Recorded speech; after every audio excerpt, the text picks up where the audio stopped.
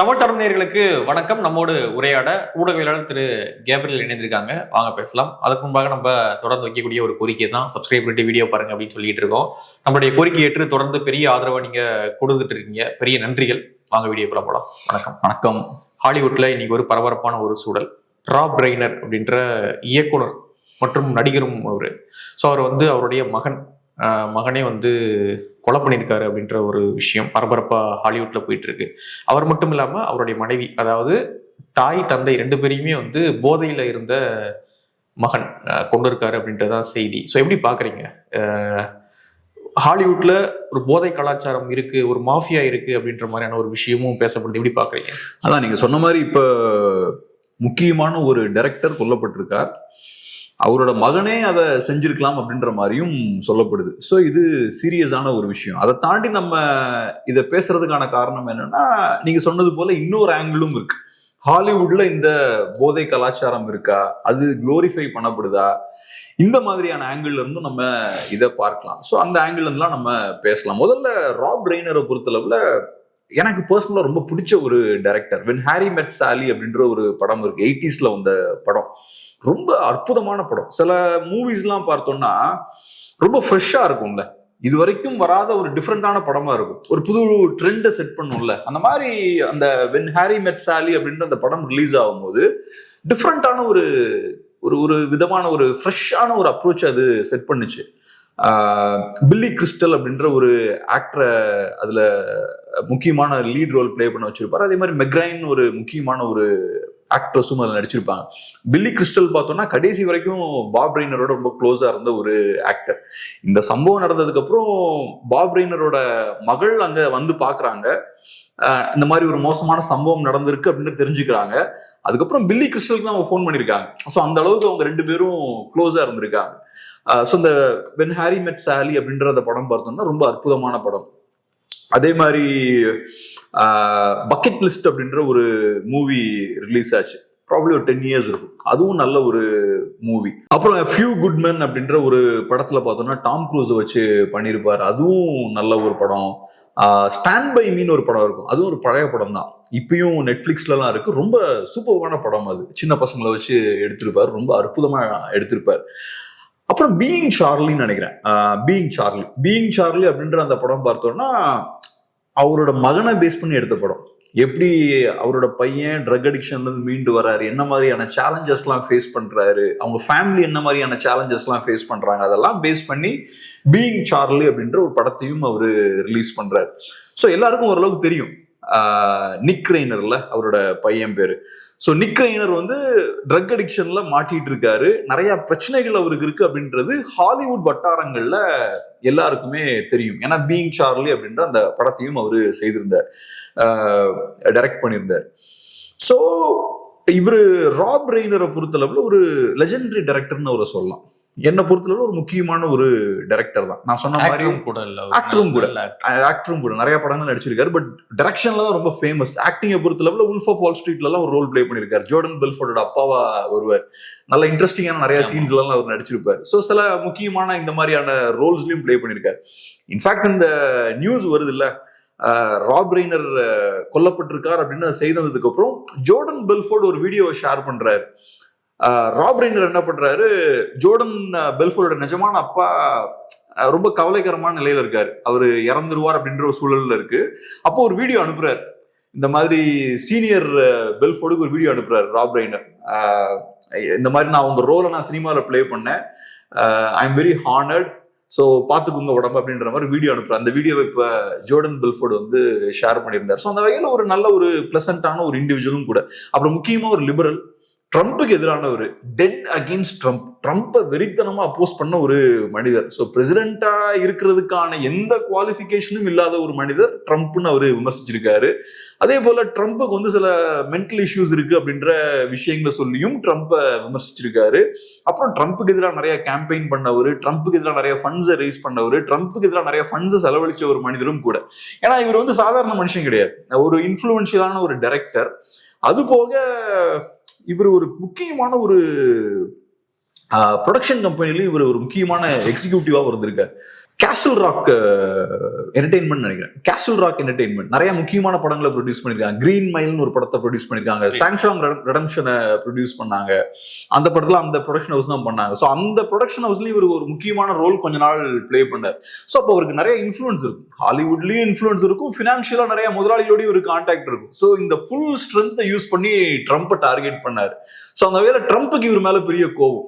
இப்ப இவர் இறந்ததுக்கு அப்புறமும் கொஞ்சமும் நாகரிகம் இல்லாம ட்ரம்ப் வந்து அட்டாக் பண்றாரு. அவரை ரொம்ப பர்சனலா அட்டாக் பண்ணியிருந்தார். இப்ப என்ன பொறுத்தளவுல ராப் ரெய்னரோட வியூஸ்லாம் நான் ஏத்துக்க மாட்டேன். ஏன்னா ரொம்ப எக்ஸ்ட்ரீம் லிபரல் வியூஸ் அவரோட வியூஸா இருக்கும். பட் இருந்தாலும் ட்ரம்ப் பண்ணது ஏன் தப்புன்னு சொல்றேன்னா, இந்த மாதிரியான சூழல்ல இவர் இறந்ததுக்கு அப்புறமும் விமர்சனம் பண்றது, பர்சனல் அட்டாக்ஸ் அதுவும்.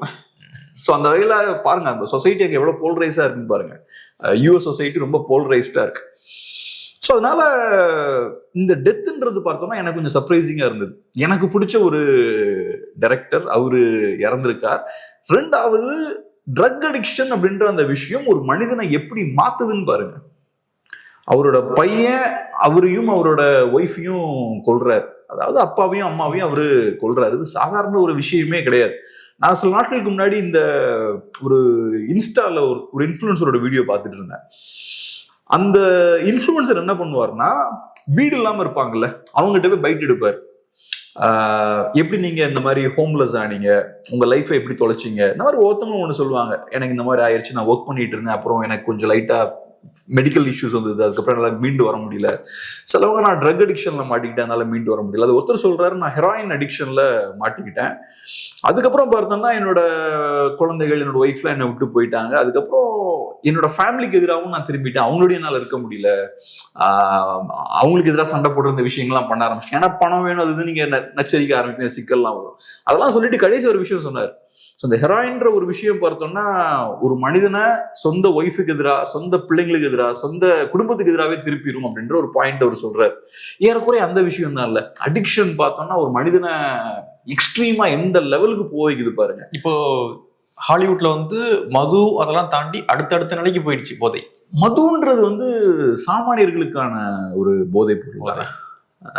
சாதாரணமா ஒரு 1000 ரூபா ஒருத்தர் சம்பாதிக்கிறான்னா அவங்ககிட்ட இருந்து ஒரு 150 ரூபாவை பிடிங்கி விட்டு ஒரு சின்ன ஒரு பாட்டில கொடுத்து அனுப்புவாங்க. அது சாதாரண ஆட்களுக்கானது. ஹாலிவுட்ல இருக்கவங்க, பெரிய பெரிய சொகுசான இடங்கள்ல இருக்கக்கூடியவங்க, பவர்ஃபுல்லா இருக்கக்கூடியவங்க எல்லாம் அவங்களுக்கு வேற நிறைய சோர்ஸ் ஆஃப் அடிக்ஷன் இருக்குல்ல. தமிழ் சினிமாவுமே இப்போ அந்த மாதிரியான ஒரு இடத்துல இருக்கு அப்படின்ற மாதிரி நிறைய ரீசெண்டான செய்திகள்லாம் வந்துச்சு. ஸ்ரீகாந்த் அவர்கள் கூட மாட்டினாரு. ஸோ தொடர்ச்சியான மதுவை தாண்டி வேறு வேறு இடங்களுக்கு அந்த போதையானது போய் நிக்குது அப்படின்றது தமிழ் சினிமாலே நம்ம பார்க்க முடியுது. தமிழ் சினிமாவே அப்படின்னா அப்போ ஹாலிவுட் சினிமா எப்படி இருக்கும் அப்படின்னு ஒரு சிம்பிளான விஷயம் என்னன்னா, இப்ப தமிழ் சினிமா நான் ஃபோக்கஸ்டா போல, ஜென்ரலா ஹாலிவுட்டை பத்தியே நான் பேசுறேன். நீங்க தமிழ் சினிமாவோட பொருத்தலாமா வேண்டாமா நீங்க முடிவு பண்ணுவீங்க. சாதாரண சொசைட்டில இந்த எக்ஸ்பென்சிவான ட்ரக்ஸோட புழக்கம் இருக்குல்ல, அது இருக்கிறத விட ஹாலிவுட்ல ரொம்ப ரொம்ப அதிகம். ஸோ சாதாரணமா சாமானிய மக்கள் இந்த ட்ரக்ஸ் எல்லாம் கன்சியூம் பண்றதை விட ஹாலிவுட் வந்து ரொம்ப அதிகமா கன்சியூம் பண்ணுது. ஃபிலிம் இண்டஸ்ட்ரி அதிகமா கன்சியூம் பண்ணுது. அது கேட்ட நிறைய காரணங்கள் சொல்லுவாங்க. ஒன்று, அது ரொம்ப ஸ்ட்ரெஸ்ஃபுல்லான ஒரு ஒர்க்கு. இன்னைக்கு நம்ம மேல இருப்போம், நாளைக்கு இருப்போமான்னு தெரியாது, எனக்கு ஒரு ரோல் வேணும்னா அதை நான் வாங்கி ஆகணும், அந்த மாதிரி நிறைய ஸ்ட்ரெஸ் எல்லாம் இருக்கும், அதனால கன்சியூம் பண்றாங்கன்றாங்க.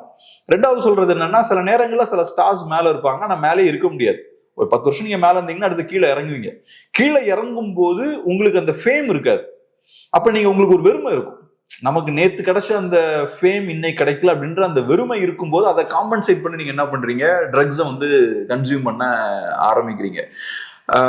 ஸோ இந்த மாதிரி நிறைய காரணங்கள் சொல்றாங்க. பட் அதெல்லாம் தாண்டி நான் எப்படி பாக்குறேன்னா, ஃபிலிம் இண்டஸ்ட்ரியில அந்த ஒரு கல்ச்சரை கிரியேட் பண்றாங்க. முதல்ல ஃபிலிம் இண்டஸ்ட்ரிக்குள்ள போறதுக்கு முன்னாடி ஒருத்தன் பார்க்கும்போது அங்க இருக்கிற பார்ட்டிஸ் எல்லாம் பாக்குறான், அங்க இருக்கிற ஆக்டர்ஸோட லைஃப் ஸ்டைல் எல்லாம் பாக்குறான். ஸோ அந்த ட்ரக்ஸ் கன்சியூம் பண்றது அப்படின்றது பார்ட் ஆஃப் த கல்ச்சர் அப்படின்றது அவன் உள்ள போறதுக்கு முன்னாடியே புரிஞ்சுக்கிறான். அப்புறம் உள்ள போனதுக்கு அப்புறமும் பார்த்தோம்னா இது பார்ட் ஆஃப் த லைஃப் ஸ்டைலா இருக்கு. அங்க இருக்கக்கூடிய பெரிய பெரிய எக்ஸிக்யூட்டிவ்ஸா இருக்கலாம், பெரிய பெரிய ஆக்டர்ஸா இருக்கலாம், ஆக்ட்ரஸா இருக்கலாம், அவங்க எல்லாம் இதெல்லாம் யூஸ் பண்றதை பார்க்கும்போது அவனும் உள்ள இதை கன்சியூம் பண்ண ஆரம்பிக்கிறான். ஸோ நான் ஏன் இதை சொல்றேன்னா, அந்த இண்டஸ்ட்ரியை கண்ட்ரோல் பண்றதுக்கு இந்த மாதிரியான ஒரு கல்ச்சர் தேவைப்படுது. ஒவ்வொரு இண்டஸ்ட்ரிக்கும் ஒரு கல்ச்சர் இருக்கும்ல. இன்னைக்கு நீங்க பாத்தீங்கன்னா சில இண்டஸ்ட்ரீஸ் பாத்தீங்கன்னா, நான் ஸ்பெசிஃபிக்கா சொல்ல விரும்பல, உங்களை ஃபாரின் ட்ரிப்ல நிறைய கூட்டு போவாங்க. நீங்க இந்த ஃபாரின் ட்ரிப்ல போனீங்கன்னா நல்லா மதுக்கள்ல இருந்தலாம், நல்லா ஜாலியா இருக்கலாம், உங்களை டிஃப்ரெண்டான வேற ஐலண்ட்ஸ் எல்லாம் கூட்டு போய் ஹாப்பியா வச்சுப்பாங்க. சாதாரண ஒரு இண்டஸ்ட்ரி, நல்ல கார்பரேட்ஸ் பாத்தீங்கன்னா அதை பண்ணுவாங்க. இதை ஏன் பண்றாங்கன்னா, உங்களை கண்ட்ரோல் கீழே வச்சுக்கிறதுக்கு அந்த கார்பரேட்ஸ்க்கு தேவை. உங்களுக்கு தேவையான சொகுசு, உங்களுக்கு தேவையான இந்த விஷயங்கள்லாம் அவங்க செஞ்சு கொடுப்பாங்க. பணத்தை தாண்டி இந்த விஷயங்களை அவங்க செஞ்சு கொடுப்பாங்க. அதே மாதிரி ஹாலிவுட்ல இருக்கக்கூடிய ஒரு ஆக்டரையும் அங்க இருக்கக்கூடிய ஆட்களை அவங்க கண்ட்ரோல்ல வச்சுக்கிறதுக்கு இந்த மாதிரியான கல்ச்சர் தேவைப்படுது. இந்த கல்ச்சர் யதார்த்தமா வரல, அந்த கல்ச்சருக்கு தேவையான என்வரன்மெண்ட்டை நீங்க கிரியேட் பண்றீங்கல்ல. ட்ரக்ஸ் ஈஸியா உள்ள வர மாதிரி, போலீஸ்காரங்க தொல்லை பண்ணாத மாதிரி, லீகல் ப்ரொடெக்ஷனோட நீங்க ஒரு என்வரன்மெண்ட்டை கிரியேட் பண்ணி தரீங்க. ஏன் கிரியேட் பண்ணி தரீங்கன்னா, ஹாலிவுட்டுக்கும் ஃபிலிம் இண்டஸ்ட்ரிக்கும் அது தேவை. அப்பதான் ஆக்டர்ஸ கண்ட்ரோல்ல வைக்க முடியும். சோ அதனால பார்த்தோம்னா ஹாலிவுட் இந்த மாதிரியான விஷயங்களை பிரீட் பண்றாங்க. இப்போ இந்த நிக்கு அப்படின்ற ஒரு கொலை செய்த நபர் வந்து சினிமால இல்ல அவர் அவங்க அப்பா தான் சினிமால இருக்காரு, இவரு சினிமால இல்ல. சிம்பிள்ங்க. இப்ப அவரு சினிமா ஆக்டர் கிடையாது, அவங்க அப்பா பெரிய மில்லினியர். ஆனா சினிமா கான்டாக்ட்ஸ் ஃபுல்லா அவங்க கிட்ட இருக்கும். நீங்க சினிமாக்கள் ஃபுல்லா உங்களை ரீச் பண்ணுவாங்க. இப்ப ஃபார் எக்ஸாம்பிள், இப்ப அந்த சம்பவம் நடக்கிறதுக்கு சில நாட்களுக்கு முன்னாடி கோனன் ஓப்ரையனோட ஒரு பார்ட்டிக்கு போயிருக்காங்க, ஒரு கிறிஸ்மஸ் பார்ட்டிக்கு போயிருக்காங்க. அவரு ஃபேமஸான ஒரு டெலிவிஷன் ஹோஸ்ட், அவரு ஒரு நல்ல ஒரு கமெடியன். அவரோட ஃபங்க்ஷனுக்கு அந்த கிறிஸ்மஸ் பார்ட்டிக்கு போயிருக்காங்க. அங்க பாத்தீங்கன்னா இந்த நிக் ரெய்னர் பார்த்தோம்னா ரொம்ப மோசமா பிஹேவ் பண்ணிருக்காரு. அங்க மற்ற கெஸ்ட் எல்லாம் கொஞ்சம் டிஸ்டர்ப் பண்ற மாதிரி பிஹேவ் பண்ணிருக்காரு. அங்கேயும் ராப் ரெய்னர் அப்பா என்ன பண்ணிருக்காரு, கொஞ்சம் இவரை கண்ட்ரோல் பண்ண முயற்சி பண்ணிருக்காரு. அங்கேயே பார்த்தோம்னா ஒரு உரசல் இருந்திருக்கு. இதனை நான் ஏன் சொல்றேன்னா, அது ஒரு சர்க்கிள், என்டர்டைன்மெண்ட் இண்டஸ்ட்ரின்றது ஒரு சர்க்கிள். ஸோ இந்த பார்ட்டிக்கு போவாங்க, அந்த பார்ட்டிக்கு போவாங்க, இவரோட கான்டாக்ட் அவருக்கு கிரியேட் ஆகும்.